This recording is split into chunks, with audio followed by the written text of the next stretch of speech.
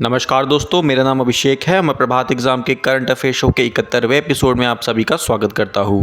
इस श्रृंखला में हम प्रतियोगी परीक्षा के दृष्टिकोण से दिन के महत्वपूर्ण वर्तमान मामलों को कवर करते हैं। हम विभिन्न समाचार पत्रों और वेब पोर्टलों से महत्वपूर्ण समाचारों को कवर करते हैं। इस करंट अफेयर शो को देखने के बाद आपको किसी भी न्यूज़ पोर्टल पर जाने की या न्यूज़पेपर पढ़ने की आवश्यकता नहीं है। तो चलिए शुरुआत करते हैं आज की वीडियो से। नंबर 1, वर्ष 2060 तक चीन बनेगा कार्बन नेट शून्य। संयुक्त राष्ट्र महासभा में बोलते हुए चीनी राष्ट्रपति शी जिनपिंग ने 2 ऐसे वादे किए हैं जो जलवायु परिवर्तन के नज़रिए से महत्वपूर्ण हैं। शी ने कहा, वर्ष 2060 तक चीन कार्बन नेट शून्य बन जाएगा। नेट शून्य एक ऐसी स्थिति है जिसमें देश के उत्सर्जन को वायुमंडल से हटा दिया जाता है। नेट शून्य एक ऐसी स्थिति है जिसमें किसी देश के उत्सर्जन को वायुमंडल से हटा दिया जाता है। वनों जैसे अधिक कार्बन सिंक बनाकर कार्बन के अवशोषण को बढ़ाया जा सकता है, जबकि हटाने में कार्बन कैप्चर और भंडारण जैसी तकनीकों का उपयोग शामिल होता है। चीनी राष्ट्रपति ने घोषणा की कि चीन अपने ग्रीनहाउस गैस उत्सर्जन को 2030 के अपने सीमा बिंदु से आगे नहीं बढ़ने देगा। चीन ग्रीनहाउस गैसों की दुनिया का सबसे बड़ा उत्सर्जक है। यह वैश्विक उत्सर्जन का लगभग 30% है, जो कि संयुक्त राज्य अमेरिका, यूरोपीय संघ और भारत के कुल संयुक्त उत्सर्जन से भी अधिक है।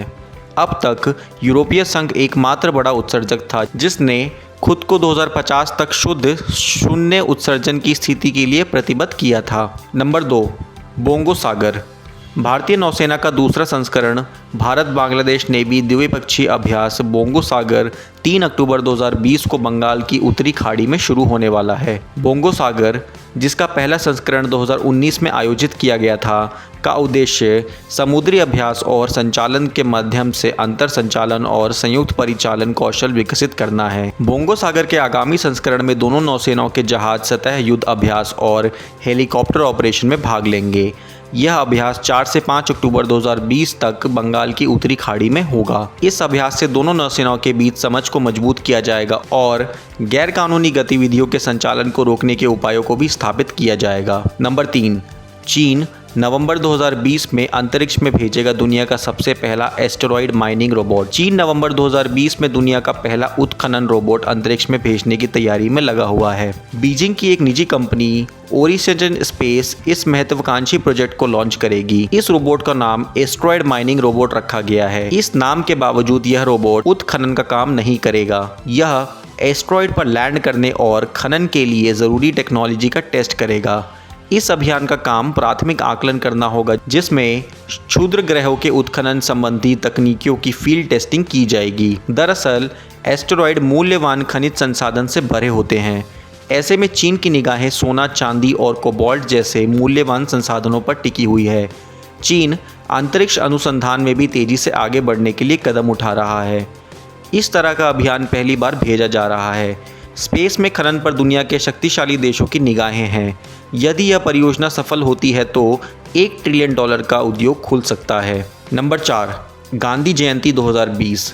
विश्व भर में 2 अक्टूबर को अंतर्राष्ट्रीय अहिंसा दिवस के रूप में मनाया गया। यह दिवस महात्मा गांधी के जन्म दिवस के अवसर पर मनाया जाता है। 2 अक्टूबर 2020 को राष्ट्रपिता महात्मा गांधी की 151वीं जयंती थी। आइए जानते हैं गांधी दर्शन से संबंधित 10 मुख्य बातें। महात्मा गांधी का जन्म 2 अक्टूबर 1869 में गुजरात के पोरबंदर में हुआ था।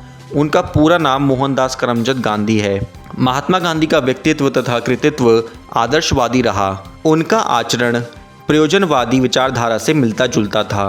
उन्हें संसार के अधिकांश लोग महान राजनीतिज्ञ और समाज सुधारक के रूप में जानते हैं, पर उनका यह मानना था कि सामाजिक उन्नति के लिए शिक्षा एक अहम योगदान होता है। राजवैद्य जीवराम कालिदास ने गांधी को महात्मा के नाम से सबसे पहले 1915 में संबोधित किया था। महात्मा गांधी ने आज़ादी के लिए संघर्ष के दौरान करीब 17 बार उपवास रखा और उनका सबसे लंबा उपवास 21 दिन का था। सुभाष चंद्र बोस ने महात्मा गांधी को 6 जुलाई 1944 को रेडियो रंगून से राष्ट्रपिता कहकर संबोधित किया था। महात्मा गांधी कहते थे कि अहिंसा मानवता के लिए सबसे बड़ी ताकत है। यह आदमी द्वारा तैयार विनाश के ताकतवर हथियार से भी बहुत अधिक शक्तिशाली है। महात्मा गांधी ने सबसे पहले प्रवासी वकील के रूप में दक्षिण अफ्रीका में भारतीय समुदाय के लोगों के नागरिक अधिकारों हेतु संघर्ष के लिए सत्याग्रह करना शुरू किया था। उन्होंने ब्रिटिश सरकार द्वारा भारतीयों पर लगाए गए नमक कर के विरोध में साल 1930 में नमक सत्याग्रह तथा इसके बाद साल 1942 में अंग्रेजों भारत छोड़ो आंदोलन से खासी प्रसिद्धि प्राप्त की थी। उन्होंने सभी परिस्थितियों में अहिंसा तथा सत्य का पालन किया और सभी को इनका पालन करने के लिए वकालत भी करते थे। उन्होंने परंपरागत भारतीय पोशाक धोती और सूत से बनी शाल पहनी, जिसे वे स्वयं चरखे पर सूत काटकर हाथ से बनाते थे। दोस्तों, अब समय आ गया है आज के सवाल का। आज का सवाल है कि भारतीय संविधान कितने भागों में विभाजित है। आपके ऑप्शन है 22, 23, 24 या 25। आप अपने जवाब हमें नीचे दिए गए कमेंट सेक्शन में बताएं। हम इस पर कल की वीडियो में चर्चा करेंगे।